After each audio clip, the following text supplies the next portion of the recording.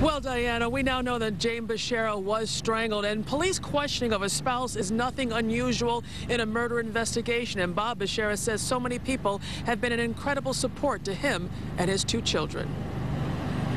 And I want to just thank all of my friends and family and my Rotary family and everyone who's been so supportive. It's just been a godsend. It was Bob Becerra's wife, Jane, who we now know was murdered. Her body found yesterday in her Mercedes. It had been parked in an alley surrounded by abandoned homes on Detroit's east side.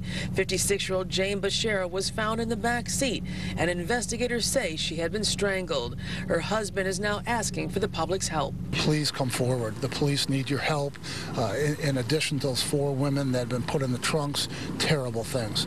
Anyone that knows anything, please come forward. Also found along with Jane's body were the keys to the vehicle and her purse with its contents emptied out.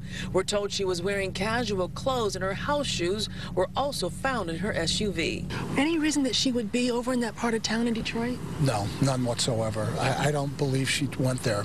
I believe that she was out running an errand and doing something, and someone either carjacked her or kidnapped her or did something like that. I have no reason to believe she would be at 7 and Hoover for any reason. This afternoon, Grosse Pointe Park police asked Bob Becerra to come down for some questioning, and without hesitation he did, and he talked to investigators for about an hour.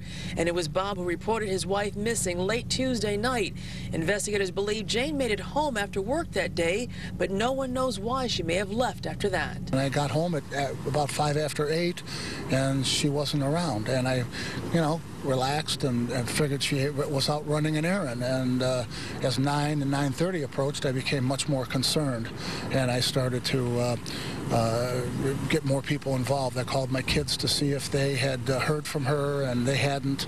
I've been calling her cell phone to find out, and then as time got on, I involved the police because I was concerned there might be something wrong.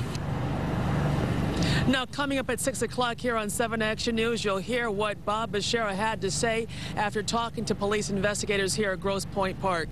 Now, Bob Becerra also mentioned the 2 cases of the women found in trunks in Detroit, and we talked to police, and they don't believe there's any connection in this case. Reporting live in Grosse Pointe Park, Kimberly Craig, 7 Action News. Joanne, back to you. Kim, we heard there was no money found yesterday, but what about her credit cards? Have there been any activity at all involving those?